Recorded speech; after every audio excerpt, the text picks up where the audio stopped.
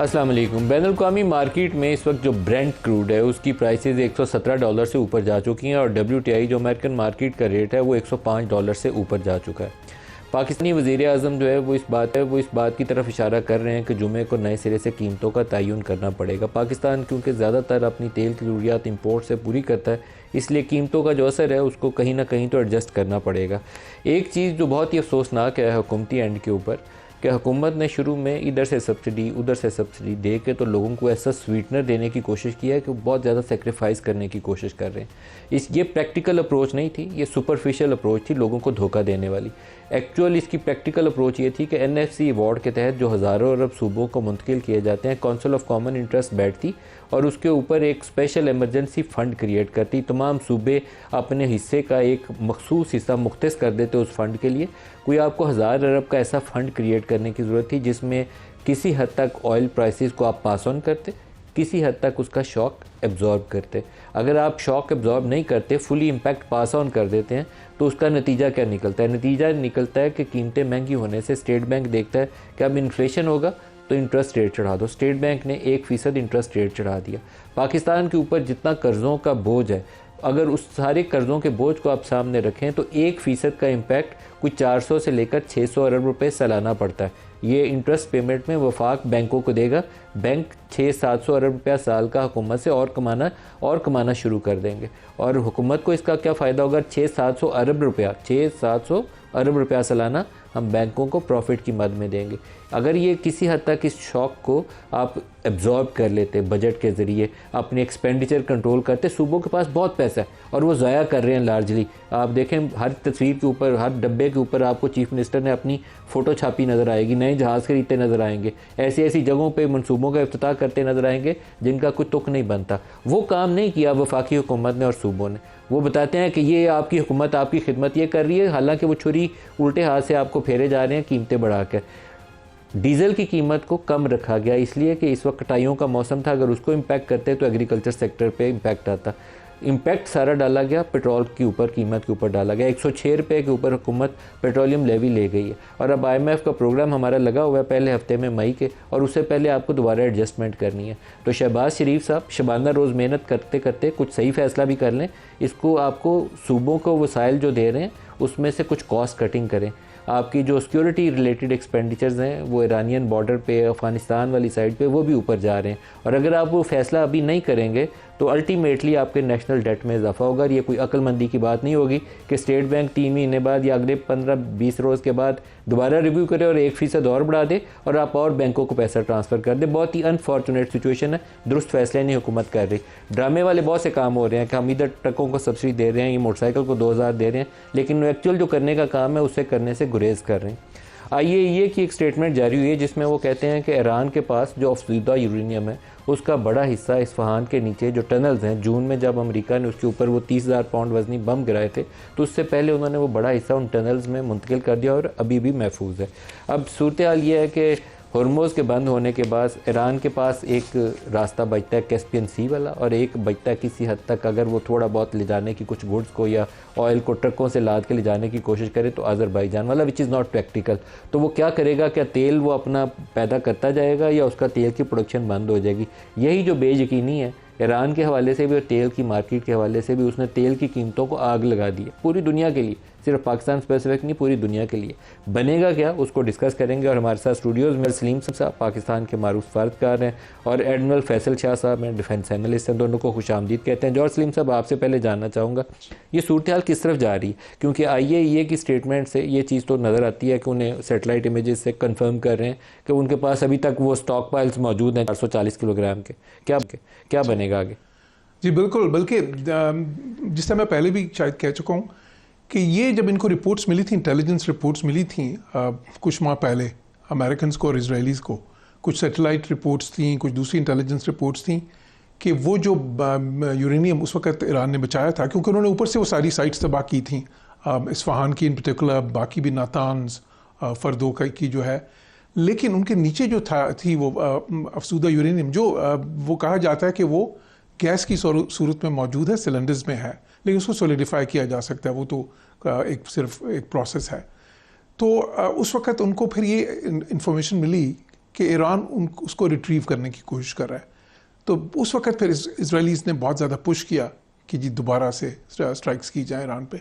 तो वजह तनाज़े उधर से, खैर वजह तनाज़े तो पूरा न्यूक्लियर इशू ही है, लेकिन वो जो इमीडिएट एक वजह बनी थी उस वक्त वो थी। और देखिए अभी भी जो न्यूक्लियर, क्योंकि मैं बार बार कंसिस्टेंटली ये कहता रहा हूँ कि न्यूक्लियर इशू ही कोर है अभी तक, और उसमें दो सेगमेंट्स हैं या दो एस्पेक्ट्स हैं। एक तो यही जो 440 किलोग्राम जो है अफजूदा यूरेनियम, और दूसरा ये है जो सस्पेंशन की बात है। अब समहाउ सस्पेंशन की बात कुछ ज़्यादा अहम होगी इस वक्त, क्योंकि इस पे ईरान जो है ना उसने थोड़ी लचक ज़्यादा दिखाई थी। जो सस्पेंशन की बात है, जो अमेरिका कह रहा है कि 20 साल के लिए आप ज़ीरो इनरिचमेंट, अब वो क्यों अहम है कि ज़ीरो इनरिचमेंट जब आप करते हैं तो उसमें होता ही है कि फिर आपके सेंट्रीफ्यूजेस जो हैं, जो कि ईरान के पास हज़ारों की तादाद में मौजूद हैं, जो अफसूदा करते हैं यूरेनियम को, वो फिर आप बंद कर देते हैं। वो उसको फिर मॉनिटर करना आसान 2015 में भी कट डाउन किए गए थे। 2015 में तो लिमिट थी 3.67% की, और साथ ही साथ वो जो मेडिकल आइसोटोप्स के लिए ज़्यादा थी उसकी। तो उस वक्त उन्होंने उनके जो वो सेंट्रीफ्यूजेस थे वो बंद नहीं हुए थे, वो ठीक है उनको इंस्पेक्ट करते थे। और वो यही चाहते हैं अब इजरायलीज़ और अमेरिकन की वो कैपेसिटी जो उनसी है, ताकि वो इंश्योर कर सकें कि ये कोई साइड पे ऑन द साइड कोई यूरेनियम अफसोदा नहीं कर रहे। अब तो वो किस ट्रस्ट का बहुत बड़ा डेफिसिट है। अब उसमें मसला क्या, अभी जो 20 साल है, ईरान ने एक टाइम पे इतलात के मुताबिक 5 साल तक की ऑफ़र की थी, लेकिन फिर अंदर क्या हुआ कि अंदर खाने ईरान के अंदर ही रिएक्शन आया उसका। ईरान के अंदर हार्डलाइनर्स ने ये कहा कि जी आपने ज़्यादा लचक दिखा दिया और बहुत शुरू में दिखा दिया, आपको न्यूक्लियर की तो आप बात ही ना करें अभी फ़िलहाल। फिर वो बहुत ज़्यादा प्रेशर आया। अब जो ईरान तजावीज़ दे रहा है, अब देखें उसमें वो क्या कह रहे हैं। अब वो कह रहे हैं कि जी न्यूक्लियर की बात बाद में होगी, सबसे पहले हम ये करते हैं कि चलें ये अपना हुर्मुज़ जो है हम अनब्लॉक करते हैं, लेकिन कुछ कैवियट्स के साथ, और आप ब्लॉकेड उठाएं और साथ ही साथ परमानेंट सीज़ फायर करें।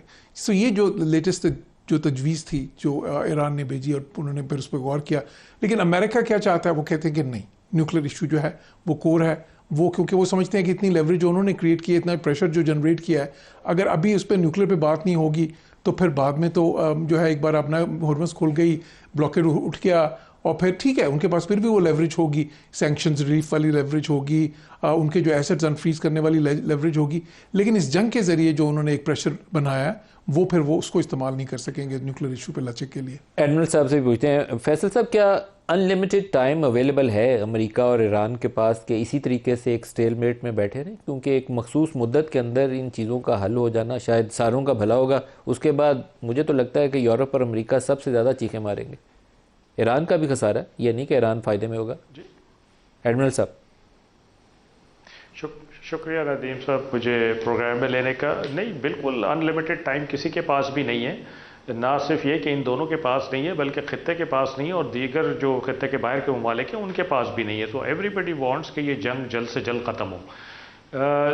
अमेरिका आप अगर देखें तो इस वक्त बिल्डअप कर रहा है अपनी फोर्सेस को, और जो इतलात हैं उसमें यह है कि जेरल्ड फोर्ड जो कि मेडिटरेनियन में था उसको रेड सी में लेकर आ गए हैं। वो परहैप्स वो चाहते हैं कि बाबल मंदब अगर बंद करने की कोशिश की जाती है, कंट्रोल करने की कोशिश की जाती है, तो उसको पहले वो कंट्रोल हासिल कर लें उसका, और हूतीज़ को ना लेने दें। जो George W Bush aircraft carrier है, उसको अफ्रीका के नीचे से वो लेकर आ रहे हैं इस थिएटर में, और यकीनन वो मेरा ख्याल है कि इसलिए ला रहे हैं कि ईरान को ये मैसेज देना चाहते हैं कि ब्लॉकेड अभी उठने वाला नहीं है, और हम यहाँ पे स्ट्रेंथ में मौजूद हैं, और ये ब्लॉकेड चलता रहेगा। मेरा ये ख्याल है कि जो ईरान की तजावीज़ हैं बातचीत करने की मरहलावार, वो प्रैक्टिकल तजावीज़ हैं। जो अमेरिकन्स कह रहे हैं वो डिक्टेशन कर रहे हैं, वो बातचीत नहीं कर रहे। वो कह रहे हैं कि जो हम कह रहे हैं अगर आप उस तरह से मानेंगे तो डील होगी, अगर आप नहीं मानेंगे तो there is no other option. Iran ये कह रहा है कि आप बातचीत करें, सबसे पहले आप जंग बंदी पे राज़ी हों, एक लॉन्ग टर्म एग्रीमेंट हो जिसमें जंग बंदी हो, और उसके बाद फिर हम strait of Hormuz and blockade इन दोनों को उठाया जाए, और फिर हम तीसरे मरहले में बात करें न्यूक्लियर पे। तो ये स्टेप वाइज आई थिंक बातचीत का वो कह रहे हैं। देखें, एनपीटी के मेंबर होने के नाते ईरान को अप टू 20% एनरिचमेंट की इजाज़त है सिविलियन न्यूक्लियर यूज़ के लिए।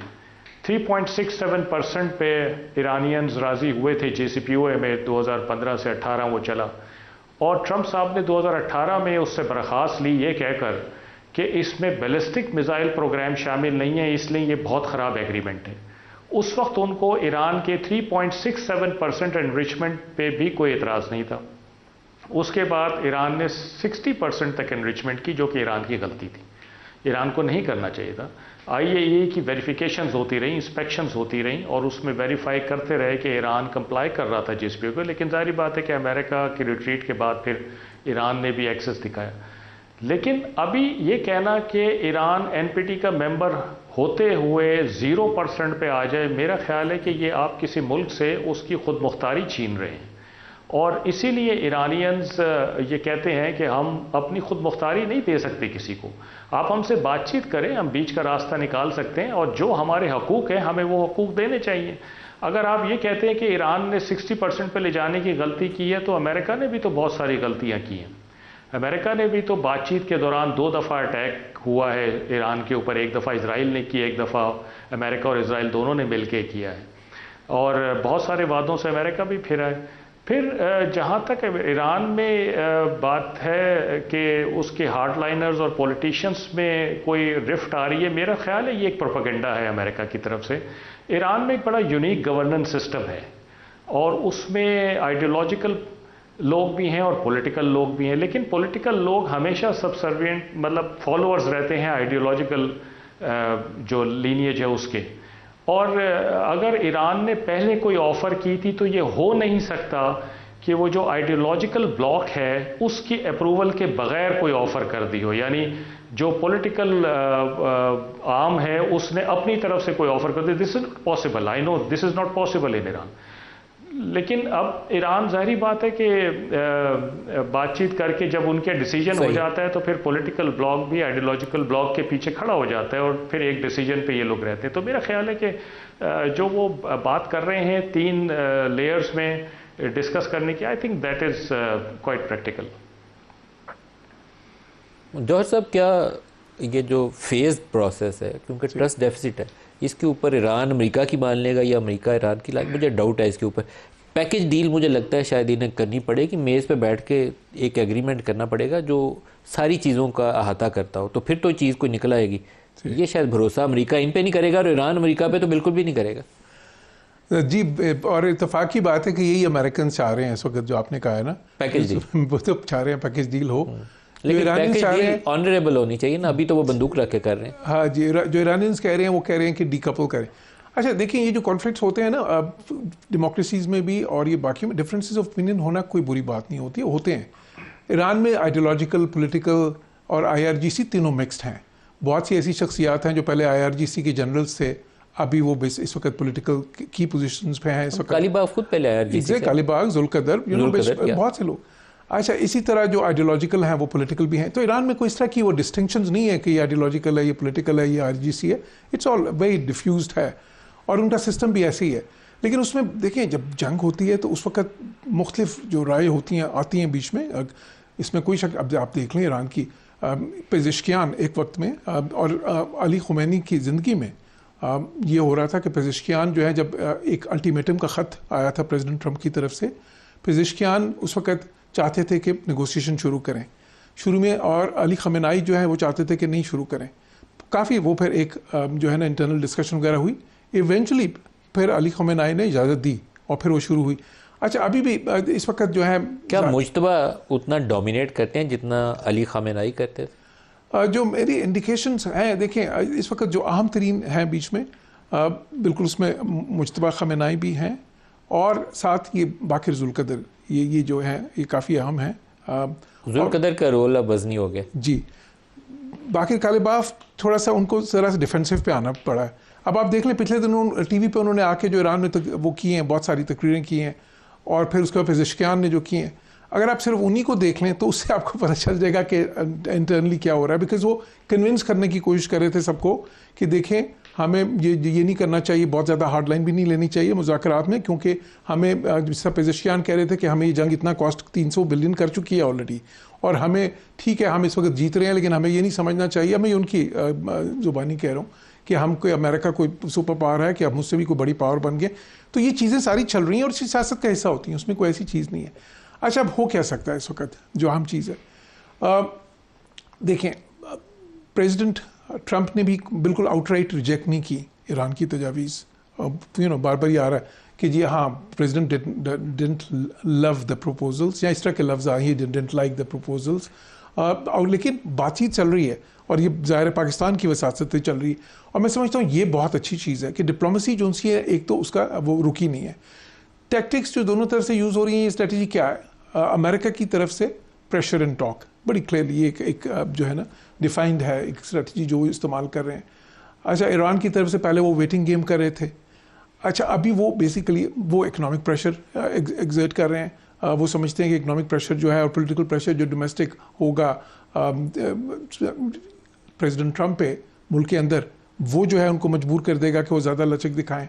वो समझते हैं कि प्रेसिडेंट ट्रंप जो है थोड़ी सी डेस्परेट हैं इस वक्त और वो उसको लेवरेज करना चाह रहे हैं। तो बिल्कुल ये है उसमें, लेकिन मेरा ख्याल ये है कि सबसे अच्छा रास्ता ये होगा, क्योंकि अभी जो हो रहा है इस वक्त ये सबके लिए लूज लूज है। इसमें ठीक है ये जो इंटरनल पॉलिटिक्स है, डोमेस्टिक पॉलिटिक्स, और मैं समझता हूँ वो ईरान की भी, वो अमेरिका की भी, वो इजराइल की भी, वो सारी प्ले आउट कर रही है इस कॉन्फ्लिक्ट में इस वक्त, और वो करती भी होती है। सारी पॉलिटिक्स जो उनकी दाखिली सियासत अगर इजराइल की ना होती जो है तो शायद ये जंग उस तरह से शुरू भी ना होती। अमेरिका की दाखिली सियासत वो ना होती तो शायद, देखें इससे पहले तो किसी प्रेसिडेंट ने अटैक नहीं किया, सारों ने रेजिस्ट किया ना, प्रेसिडेंट ट्रंप नहीं किया। ईरान की जो दाखिली सियासत है वो भी बिल्कुल उनकी जो नेगोशिएशन असरअंदाज हो रही है। एडमिरल फैसल साहब, जो इस वक्त एक यूएई की पोजीशन है वो भी फैक्टर इन अगर करें आप, उसने ओपेक छोड़ दिया। पहले भी वो सऊदी अरब एक साइड पे था, तो यूएई उसके हर जगह पे, सुडान में, यमन में, कहीं पे भी चले जाएं तो आप मुतहारिब ग्रुपों को सपोर्ट करते नजर आते हैं। लेकिन अभी उसने एक और इंटरेस्टिंग पोजीशन ले ली, टोटली उसने अपने आप को उस ग्रुप से ही अलहदा कर लिया। तो कमिंग डेज़ में अगर ये तनाज़ा दोबारा गर्म होता है ये इलाका किसी ऐसी सूरत में, वैसे मुझे लगता नहीं अमेरिका काइनेटिक ऑपरेशन जल्दी शुरू करने वाला है, लेकिन यूएई कहाँ स्टैंड करेगा? देखिए, यूएई ने तो अपनी साइड क्लियर कर दी है। उन्होंने तो अभी पिछले दिनों बयान दिया था कि जी ईरान के साथ जो ईरान ने हमारे साथ किया है उसको भूलने में बहुत टाइम लगेगा। तो ये बिल्कुल क्लियर इंडिकेशन है कि यूएई किधर खड़ा हुआ है। और कुछ अरसे से अगर आप देखें तो यूएई की बड़ी डिस्टिंक्ट पोजीशन है और डिफरेंट पोजीशन है बाकी अरब एलाइज से या अरब कंट्रीज से जो इस रीजन में है। और वो उसकी अलाइनमेंट आप देखें तो यूएस और इजराइल के साथ बड़ी क्लियर नज़र आती है कई सालों से। और इस हद तक वो लोग चले गए कि सऊदी अरब से उनकी रिफ्ट हो गई यमन के ऊपर, और अभी ईरान के ऊपर उन्होंने बड़ा क्लियर स्टांस दिया है। ओपेक से वो निकल गए। मैं ये समझता हूँ नदीम साहब कि इस किस्से के बाद एक I2U2 ग्रुप बना था, अगर आपको याद हो, और वो फिर कुछ डोरमेंट हो गया था। इंडिया, इजराइल, यूएई, यूएस, ये डोमिनेंट हो जाएगा, बड़ा प्रोनाउंस हो जाएगा ये I2U2 इस खत्ते में, और उसमें I2U2 को बड़ा कोई कलीदी रोल दिया जाएगा। और इसी के साथ जो एक आईमैक आपको याद होगा कि इंडिया ने प्रपोज किया था, India middle east Europe economic corridor, मुझे लगता है कि उसके भी कुछ रिवाइवल के चांसेस नज़र आ रहे हैं कि बाईपासिंग पाकिस्तान एंड ईरान, और फिर यहाँ से आप यूरोप को इंडिया जाना चाहेगा, कनेक्ट करना चाहेगा। तो ये बहुत सारी चीज़ें हैं जो चेंजेस हैं जो नज़र आ रही हैं कि इसके बाद होगी। Straight of Hormuz for instance, मेरा ख्याल है कि उसका स्टेटस वो नहीं रहेगा जो पहले था, जो 28 फरवरी से पहले था कि ये खुल जाए सबके लिए। इसको कोई ना कोई कंट्रोल करेगा, या ईरान कंट्रोल करेगा, या फिर इंटरनेशनल कोएलिशन कंट्रोल करेगा, या यूएस अकेला कंट्रोल करेगा। There will be something, it will be different. और अगर स्टेट ऑफ होर्मुज़ डिफरेंट हो जाएगा तो इस रीजन की सारी मैं समझता हूँ कि अलाइनमेंट डिफरेंट हो जाएगी, इस रीजन की प्रोफाइल डिफरेंट हो जाएगी, और middle east will be a new middle east then. तो ये चीज़ें बहुत सारी हैं इन द ऑफिंग, डिपेंडिंग कि ये वॉर कब ख़त्म होती है, किस तरह से ख़त्म होती है, क्या एग्रीमेंट होता है यूएस और ईरान के बीच में, और कौन इसमें से डोमिनेंट पावर के तौर पे सामने आता है। साइड पे आप देखें तो चाइना और रशिया भी बैठे इंतज़ार कर रहे हैं।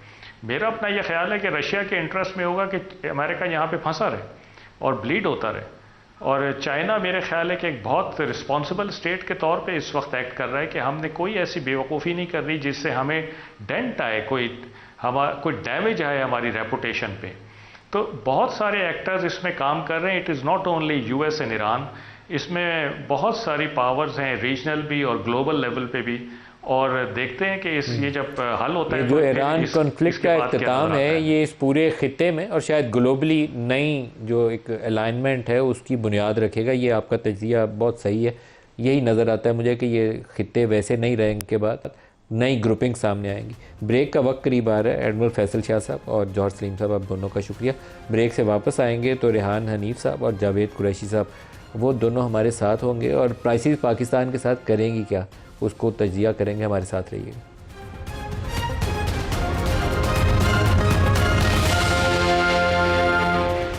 Welcome back.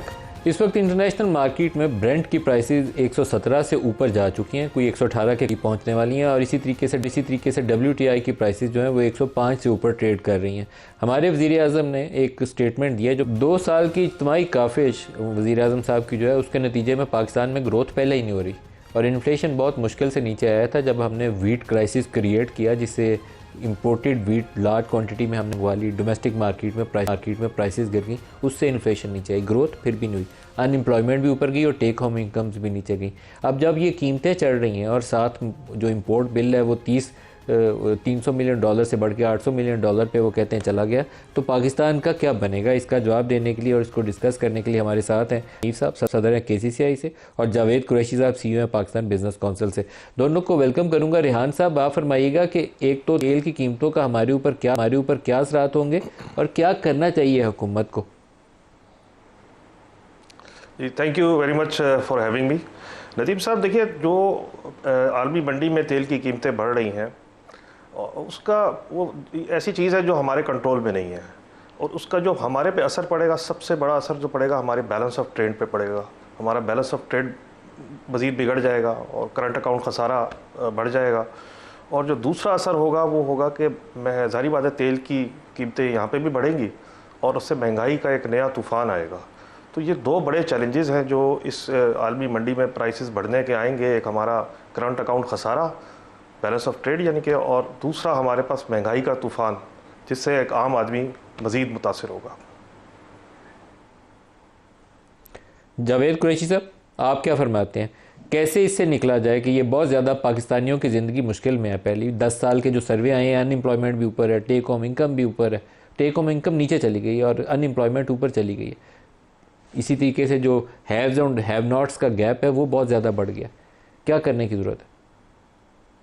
जी सर, सबसे पहले तो हमें जो हैव नॉट्स हैं या जो गरीब तबका है उनको प्रोटेक्ट करना है, और इसका बेस्ट तरीका ये है जी कि गवर्नमेंट की टारगेटेड सब्सिडी पॉलिसियां हों, वेयर बाय जो वो लोग हैं जिन एक इनकम लेवल के बिलो हैं, उनको सम तरीके से पेट्रोल या डीजल वगैरह जो है वो सब्सिडाइज रेट पे मिले।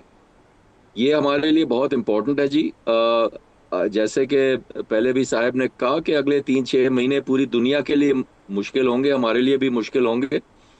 मैं सिर्फ जी इस पे ये भी कहना चाहूँगा कि डिस्पाइट दीज कंडीशंस हमारे लिए अब एक अपॉर्चुनिटी खुल रही है।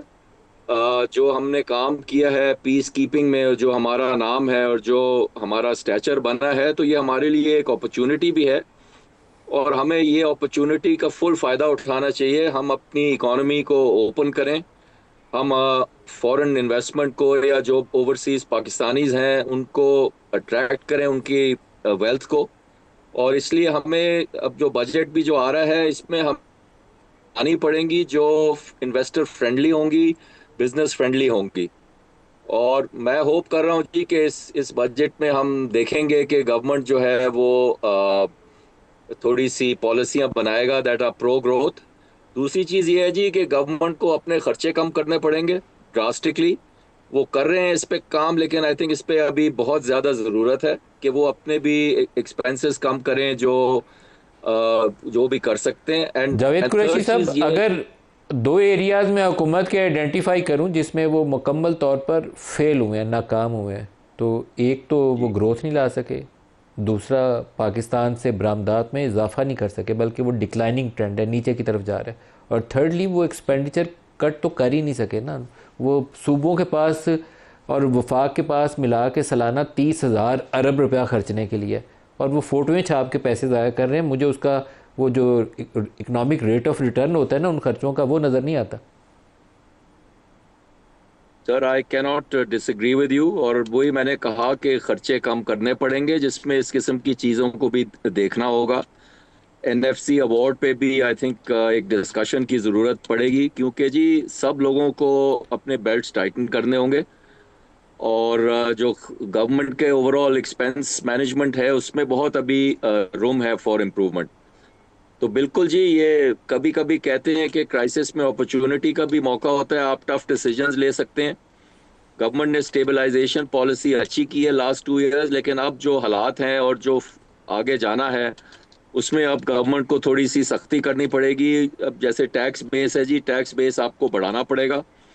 आपने बहुत लोगों को छूट दी हुई है, उन्हीं लोगों से आप टैक्स लेते हैं बार बार। अब 4-5 सेक्टर्स हैं, अब उनको भी आपको सख्ती करनी पड़ेगी जी, क्योंकि अब बिल्कुल बात आपने जो बिगिनिंग में की थी कि you can't, you know, the average man can not पे द प्राइस कंटिन्यूली। ऑलरेडी आपकी जो पॉवर्टी लेवल्स वगैरह हैं वो काफ़ी एक्सट्रीमली हाई हैं। तो अब थोड़ी सी सेक्रीफाइस की ज़रूरत है, और थोड़ी बहुत शेयरिंग द बर्डन की ज़रूरत है, और थोड़ी बहुत पॉलिसी एक्शन की ज़रूरत है। रेहान हनीफ साहब, जो हुकूमत वो बर्डन शेयर करने के लिए हमें तलकीन करती है, वो कहते हैं कुर्बानी देनी पड़ेगी, बड़ा मुश्किल वक्त आ रहा है, लेकिन वो सरकारी सतह के ऊपर मुझे उन चीज़ों की दुरुस्तगी के लिए कोई काम नज़र नहीं आता। विंडो ड्रेसिंग टाइप चीज़ें जो होती हैं ना, वो मेकअप करके दिखाने के लिए लोगों को, वो तो दिखा देते हैं, लेकिन एक्चुअल वो जो एफर्ट नज़र आनी चाहिए कि 1000-2000 अरब की सेविंग करें ताकि ये कुशन कर सकें ऑयल प्राइसेस से लोगों को, वो एफर्ट नज़र नहीं आती। नदीम मलिक साहब, आप बिल्कुल बात सही कर रहे हैं कि हर दफ़ा यही सुनने को मिलता है कि अवाम कुर्बानी दे, अवाम कुर्बानी दे। देखिए, अब पानी सर से ऊंचा हो चुका है। अब अवाम में कुर्बानी देने की अब कोई सकत रह नहीं गई है, तो अब अवाम कुर्बानी नहीं दे सकती। अब हुकूमत को और अशराफिया को कुर्बानी देनी पड़ेगी। बिल्कुल सही कहा आपके साथ मेहमान जो बैठे हैं उन्होंने कि जनाब, इसमें आप अपने गैर तरक्याती अखराजात में कमी लाएँ। पेट्रोल अगर महंगा हो गया तो उसका इस्तेमाल भी कम करें, उसकी तरगीब दें। सरकारी गाड़ियों का एक पूरी दुनिया में मलिक साहब एक पूल होता है कि जिसने जाना होता है वो गाड़ी लेता है, जाता है, वापस आ जाता है। यहाँ 4-4 गाड़ियाँ, 3-3 गाड़ियाँ चल रही हैं, सब्जियाँ आ रही हैं। ये सब चीज़ें ठीक है, जो होना तो हो गया, अब इसको हमें देखना पड़ेगा, ये बचत करनी पड़ेगी। और दूसरी आपने जो एक बात पहले कही थी कि जो करंट अकाउंट खसारा और अब जो महंगाई आएगी पाकिस्तान में तेल की प्राइसेस से, देखें तेल की प्राइसेस तो हमारे कंट्रोल में नहीं है, लेकिन हम उससे नबद आजमा कैसे होंगे, उसका एक ही रास्ता है और वो है एक्सपोर्ट्स। अगर आप अपनी एक्सपोर्ट्स बढ़ा लेंगे तो आपका जो करंट अकाउंट खसारा या बैलेंस ऑफ ट्रेड में जो प्रॉब्लम आएगी वो उससे कवर हो जाएगी। और एक्सपोर्ट्स आप बढ़ेंगे उस वक्त जब आप रीजन के मुकाबले में कॉम्पिटिटिव होंगे। इस वक्त आप रीजन के मुकाबले में महंगे हैं, आपकी बिजली रीजन से महंगी है। मैं कंपेयर कर रहा हूँ इंडिया से, वियतनाम से, बांग्लादेश से, इन सब में गैस आज भी लेवी में इजाफा हुआ है। आज भी गैस की जो कैप्टिव पावर है 1200 लेवी थी, उसको 1400 कर दिया। दूसरी साइड पे आप उस पर क्रॉस सब्सिडी दे रहे हैं, आपका इंटरेस्ट रेट कल मजीद 1% बढ़ गया। तो जो रीजन है उससे आप 14% 15% महंगे होंगे तो कौन आपसे माल लेगा। आहिस्ता आहिस्ता हम अपनी मार्केट खो देंगे। और एक दफ़ा देखें, बिजनेस में एक दफ़ा अगर आप मार्केट खो दें उसको वापस कैप्चर करना बहुत मुश्किल काम होता है। तो मेरी नज़र में सिर्फ एक्सपोर्ट बढ़ाना हर मसले एक्सपोर्ट मार्केट हम कंटिन्यूसली लूज कर रहे हैं। एक्सपोर्ट मार्केट में हम इतने बुरे तरीके से पिट रहे हैं रेहान साहब, और इनके पास कोई स्ट्रेटजी नहीं है, कोई स्ट्रेटजी नाम की चीज़ ही नहीं है। जावेद कुरैशी साहब, एक पाकिस्तान में वो बहुत ज़्यादा तेज़ी से लोगों ने काम किया कि सोलर लगाना शुरू कर दिया। तो हुकूमत की बिजली इतनी महंगी है, वो लोगों ने कहा कि इससे जान छुड़वाएं, 50-50 60-60 रुपये फी यूनिट क्यों दें। तो हुकूमत ने कहा बहुत अच्छे, हमसे कैपेसिटी पेमेंट्स भी नहीं दे सकते, हम लाइन लॉसेस भी कम नहीं कर सकते, बिजली की चोरी भी नहीं रोक सकते। उन्होंने कहा लोगों का सोलर ही बंद कर दो। तो अब वो सोलर बंद करने पे आ गए। तो मुझे नहीं लगता हुकूमत के पास कोई स्ट्रेटजी है, डिफीटिस्ट माइंडसेट ज़रूर है। नहीं जी, ये मैं तो अखियान जी, मैं अग्री कर रहा हूँ आपके साथ कि इस पे भी थोड़ा सा लॉन्ग टर्म सोचना चाहिए आपको। सोलर मैं तो शुक्र करता हूँ कि जी हमने इतनी ज़्यादा बेनिफिट किया है और इतना प्रोग्रेस दिखाया है सोलर पे। अगर आप सोचें कि आज सोलर नहीं होता तो लोगों का क्या हाल होता, तो ये इस पे बिल्कुल जी थोड़ा सा गवर्नमेंट को सोचना चाहिए लॉन्ग टर्म। उनकी थोड़ी सी मजबूरियां हैं शॉर्ट टर्म में कि जी सोलर अगर सब लगा रहे हैं तो फिर वो ग्रिड से ऑफ ग्रिड जा रहे हैं, तो फिर हुकूमत बिजली के अपने खर्चे कहाँ से रिकवर करेगी। लेकिन लॉन्ग टर्म में पाकिस्तान को एक स्ट्रेटजी की ज़रूरत है कि हम बार बार पेट्रोल पे और फ्यूल प्राइस पे हम इतने डिपेंडेंट क्यों रहते हैं। हर दफ़ा ये होता है पाकिस्तान के साथ, ये कोई चौथी या पांचवी दफ़ा मैंने अपनी लाइफ में देखा है कि जी तेल की कीमतें बढ़ गई तो पाकिस्तान पे प्रेशर आया या क्राइसिस आया। तो इसकी तो एक पूरी स्ट्रेटजी बनानी है और इस पे अब काम करने की ज़रूरत है जी, और इस पे एक्शन की ज़रूरत है कि 18 अरब डॉलर की अभी हमारी ऑयल की इंपोर्ट्स हैं सर, और अगर ये कीमतें इसी तरीके से ऊपर रहीं तो अल्लाह खैर रखे ये 25 अरब डॉलर पे चली जाएंगे और हमारे पास वो देने के लिए डॉलर नहीं है। तो पता नहीं वो कौन से पॉलिसी साज हैं, कहाँ से उन्होंने वो पढ़ के आए हैं और कहाँ से वो अक्ल ली है जिन्होंने इस मुश्किल के अंदर सोलर को बंद कर रहे हैं। सोलर जो है आपका रिप्लेस कर रहे हैं इंपोर्टेड फ्यूल को और आप उसको बंद कर रहे हैं। कामरान रशीद साहब हमें ज्वाइन कर रहे हैं। कामरान रशीद साहब, हम बड़ी देर से दुआएं मांगते हैं आपके लिए कि आपकी टेक्सटाइल की एक्सपोर्ट्स ऊपर चली जाए। दुनिया की कोई चीज़ कर लें, पाकिस्तान में आपकी एक्सपोर्ट्स ऊपर नहीं जा रही। आप पिछले 2 सालों में हम पहले से नीचे गिर गए हैं बजाय ऊपर जाने के। जी सर, बिस्मिल्लाहिर्रहमानिर्रहीम। इशू ये है सर कि हम 2022 में एक रिकॉर्ड हाई टेक्सटाइल एक्सपोर्ट पे पहुंचे थे 19.3 की, फिर उसके बाद 2 साल हम स्टैग्नेट करते रहे, 16.5 16.6 पे चले गए 2024 एंड 23 में। पिछले साल थोड़ा सा रिकवर करके हम 17.8 बिलियन डॉलर की टेक्सटाइल एक्सपोर्ट पे गए थे। पोटेंशियल सर इसका शॉर्ट टर्म में 25 बिलियन डॉलर तक पहुंचाने का है। सर वो 25 पे तो बाद में जाएंगे, इस दफा तो आपने दोबारा 19 को भी क्रॉस नहीं करना। जो 2-3 साल पहले आपने किया था, इस दफा उसको भी क्रॉस नहीं करना आपने। जी सर, वो अब हमें खतरा नजर आ रहा है मशरिक़ वुस्ता की जंग की वजह से। उसके नेगेटिव असरात हमारी लॉजिस्टिक चेन पे, सप्लाई चेन पे आना शुरू हो गए हैं और हमारा inland country freight Punjab KP से कराची पोर्ट तक, इन कराची पोर्ट से अप कंट्री, वो भी दुगना हो गया है। उसके साथ साथ सर जो हमारा पूरा एक बिजली का निज़ाम है 46,000 मेगावाट का ग्रिड, वो भी उसमें ना आपके पास प्रॉपर ट्रांसमिशन डिस्ट्रीब्यूशन है। पंजाब में ठीक ठाक लोड शेडिंग हो रही है, इस वक्त ग्रिड रिलायबल नहीं है। ये जैसे एक कॉलीग अभी शो पे कह रहे थे कि तो की वजह से कुछ ना कुछ बच के, वरना लोड शेडिंग इससे भी ज्यादा होनी थी। एंड वैसे फोरकास्टेड है कि इन गर्मियों में पूरी दुनिया में एक extreme heat wave L Niño की चलनी है। तो खुदा जानता है कि हमारा ग्रिड किस तरह सारे को विथस्टैंड करेगा जब टेम्परेचर आपके जून जुलाई अगस्त में एक्सट्रीम पे जाएंगे। बस अल्लाह ताला ही रहम फरमाइए, अल्लाह से दुआ मांगनी चाहिए। रेहान हनीफ साहब कुछ तजवीज़ देंगे आपको, हुकूमत को क्या करना चाहिए? मलिक साहब, एक ही हाल है। ये हम पहले एक पॉलिसी बनाते हैं, सबको CNG पे लगा देते हैं, 5 साल बाद ख्याल आता है गैस ख़त्म हो जाएगी तो फिर किसी और चीज़ पे लगा देते हैं, कभी सोलर पे। भाई एक दफ़ा पार्लियामेंट की तमाम जमातें बैठें, चार्टर ऑफ इकॉनमी करें और एक अगले 20-25 साल का मंसूबा बनाएं। ये क्या 2-2 साल के, 1-1 साल के मंसूबे बनते हैं? ये इस तरह मुल्क नहीं चला करते। ये सब बैठे हैं सर जोड़ के, सियासतदान भी बैठे हैं, इकोनॉमिस्ट भी बैठे हैं और अगले 20-25 साल की पॉलिसी बनाएं कि जनाब ये हमारी लाइन और लेंथ होगी, हम इस पे मुल्क को चलाएंगे। जो आता है कभी सोलर लगा देगा, अगला आएगा वो सोलर हटा देगा। इस तरह मुल्क नहीं चला करते। तो मेरी नज़र में तो एक ही हाल है, लॉन्ग टर्म पॉलिसी हो, एक चार्टर ऑफ इकॉनमी हो, जो आने वाली हुकूमतें सबको पता हो भाई ये हमने इस लाइन पे जाना है, इस तरफ हमने चलना है। तो इसके अलावा मेरी नज़र में तो कोई दूसरा हल है नहीं। रेहान हनीफ साहब, जावेद कुरैशी साहब, सबका बहुत शुक्रिया। आज के लिए इतना ही, इजाज़त दीजिए। अल्लाह हाफ़िज़।